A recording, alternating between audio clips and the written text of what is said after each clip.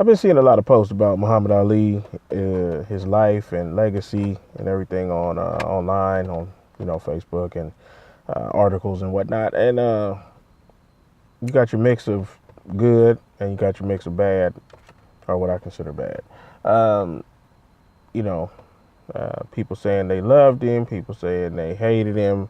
The people who seem to not like Muhammad Ali are the people who, um, most of these people didn't even live during the time of Muhammad Ali. What I mean by that is, I'm talking about white people specifically. The issues that black people were going through and are going through now are basically similar, except for obviously the Vietnam War. But the problems that we had in the '60s, for the most part, are still going on today. White people that are complaining about Muhammad Ali being a draft dodger and racist and all this. Some of these people wasn't even alive, so they just benefiting off of what their parents and grandparents, or grandparents and parents, should I say, um, benefited off of. It's funny how they call him racist because he was speaking out on issues that affect black people, but you don't have this same problem when you have others, white people or gays or whatever, speaking about the issues that affect their particular groups. I had to say groups because gay is not a race. It is a lifestyle, is an action. They are a group of people who do something in common, like a club. But anyway, um, the reason I say this is because, first of all, I forgot to say that, peace be upon Muhammad Ali. He will, be back eventually because energy is recycled. No one ever really dies. We just basically, transition to the next phase of existence. At least that's what I believe. You don't really die. You die as far as the person that you are at this moment, and then you come back as someone else or something else. So you can call it reincarnation or whatever, call it recycling. But speaking about Muhammad Ali specifically, and the situation that's going on, he stood up at a time when they were still lynching black people. Well, they still do now, but I mean, they were doing it at a far more frequent rate. He went over to the Olympics, fought, beat Russia and Poland, who supposedly at the time were America's enemies. Beat them, got the gold medal, came back home, went back to his hometown, tried to get a hamburger and a hot dog and a cup of coffee, and they told him we don't serve niggas, to which he says, I don't eat them either. Just give me a damn hamburger, basically. That shows you the disrespect for black people. The same thing happened to Jesse Owens and countless other blacks that were in the Olympics and fought for America, come back home, and, too bad, so sad for you. Same thing with the military. Now, speaking of the military, he didn't want to go into the military because he tried to get into the military before he became a heavyweight champion, and they told him no. Told him he was stupid. I forget, I think it was 1A or A1 or whatever the designation was. But then when he became champion, all of a sudden, they wanted to use him like Joe Louis, so he was good enough. So he was like, no, I'm not going into the military. I'm not going to go over there and fight for people. I'm not even going to be used as a puppet to get black people to fight for America so they can go over and kill other poor people when I can't even get a cup of coffee and a hot dog or a hamburger in my hometown that I just fought for. So basically, he was standing up for not only black people, he was encompassing he was speaking for black people, but he was encompassing others because obviously they had the same type of problem. As much as white people don't admit it, he still was speaking for some of them because they didn't want to go over there and fight either. It wasn't like all white people were saying, well, come on, let's go and fight and whatever.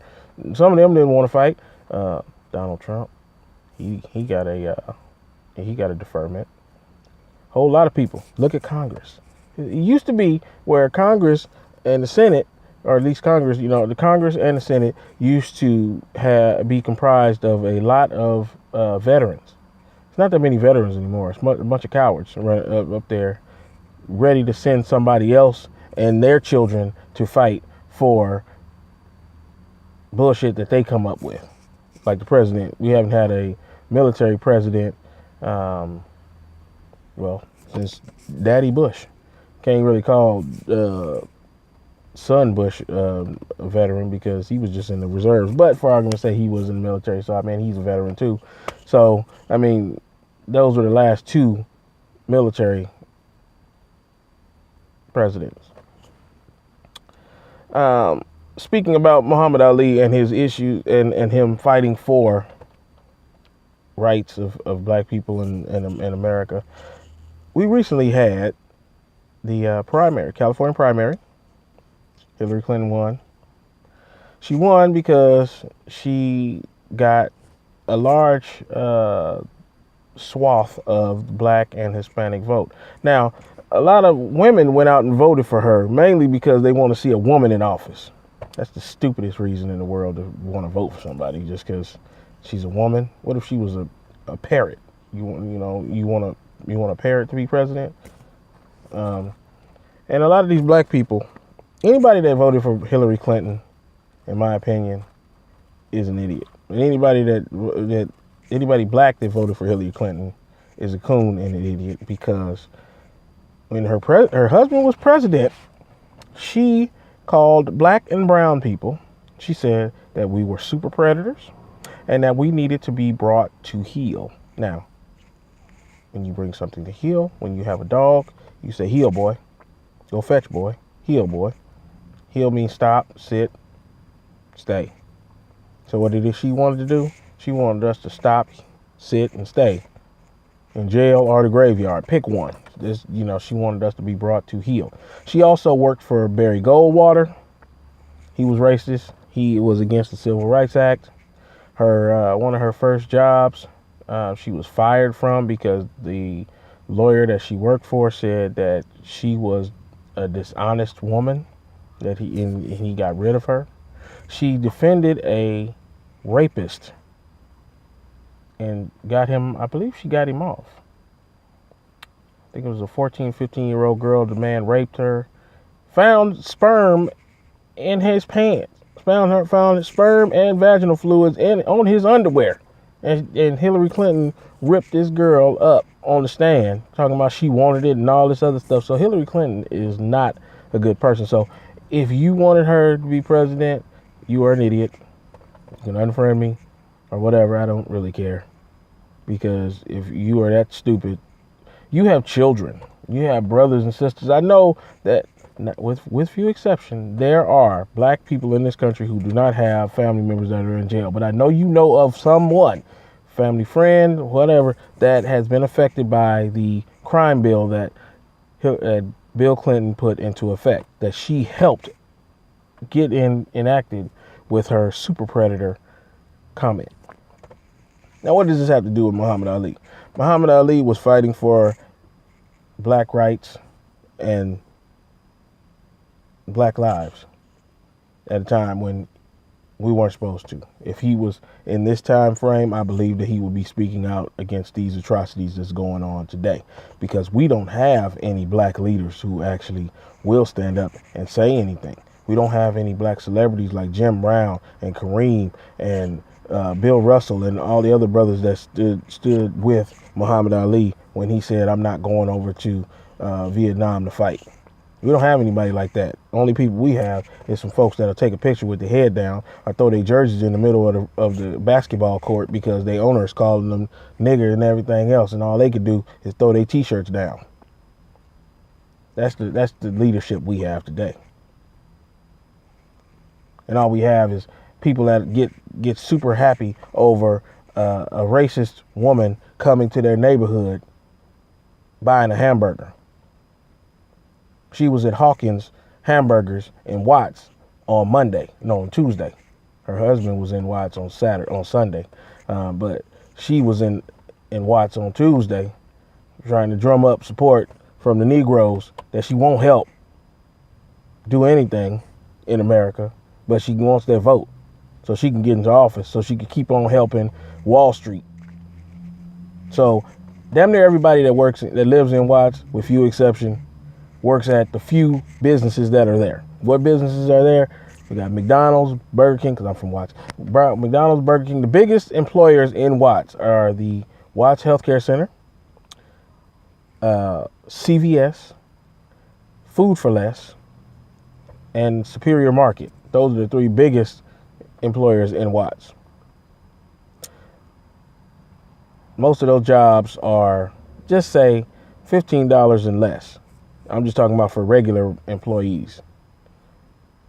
I'm just using $15 because that's what minimum wage is supposed to be going up to. But it's probably minimum wage or less for some people. Hillary Clinton makes way more money than that.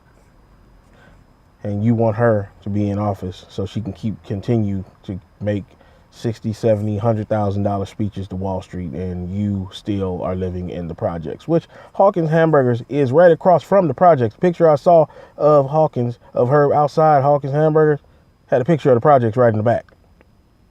So basically, she went to the slave quarters to get the slaves to smile for her. Because anybody that voted for Hillary Clinton is a slave.